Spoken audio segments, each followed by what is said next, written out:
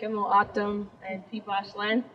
And it's important, when we're talking about environmental justice, that we think about the people who were here first and that this land is stolen. The spaces of opportunity.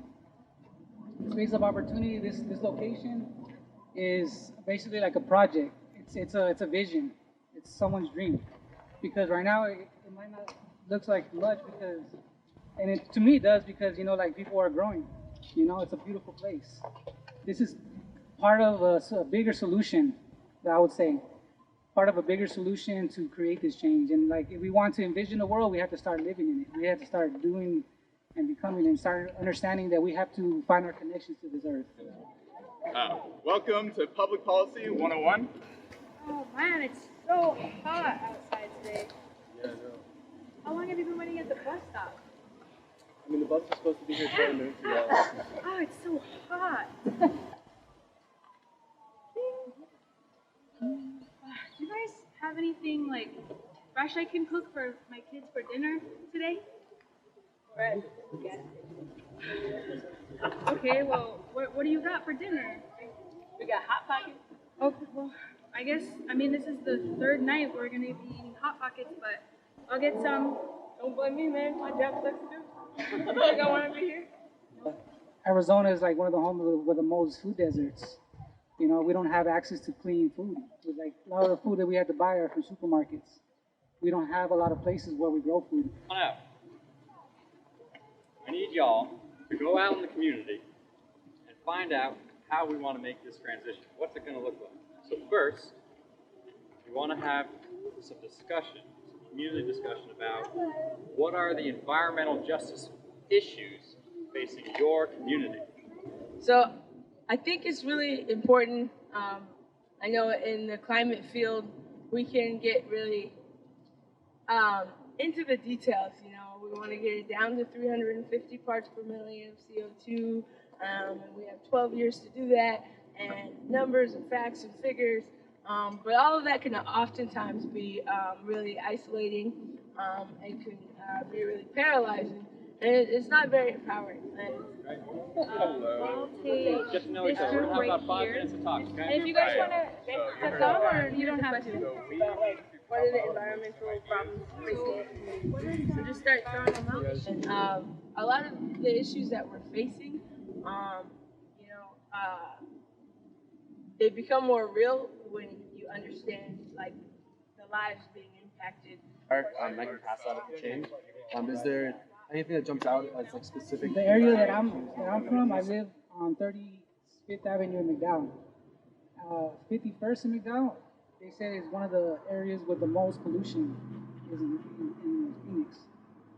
And so when they told me that, I just knew there's a lot of pollution, but didn't know that it was concentrated in my area.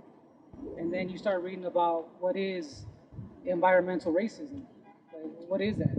Is this just a concept? You know what I mean? But you start going deeper into it, and you find out that in low income areas, those are the most industrialized. That's where you see the most corporations. You'll see the most factory buildings releasing these pollutions into the air. Arizona is heating up really fast, faster than the majority of the United States.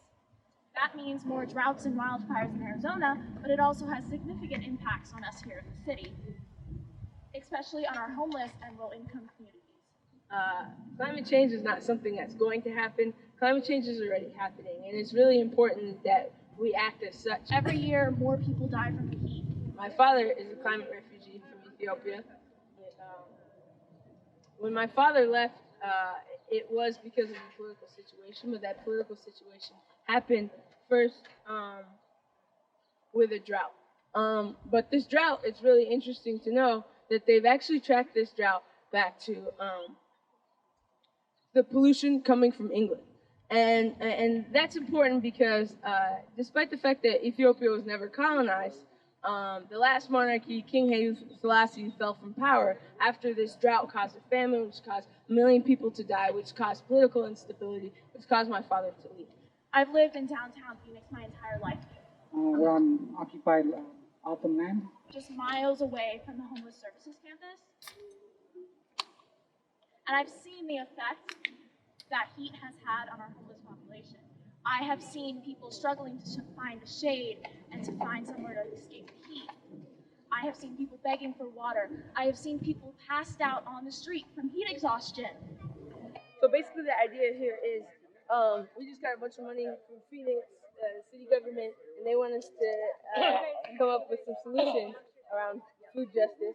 And money's not a problem. I just need a solution.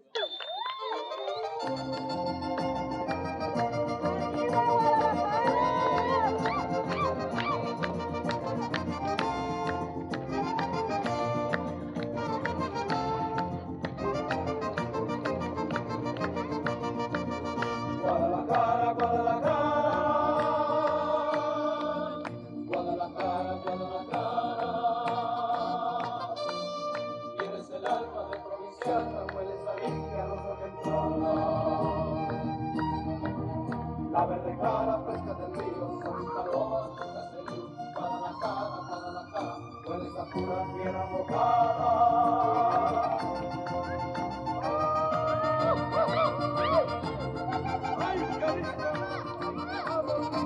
And 3.4, this future generation to see that we truly care about the earth. All right, guys, what did we find?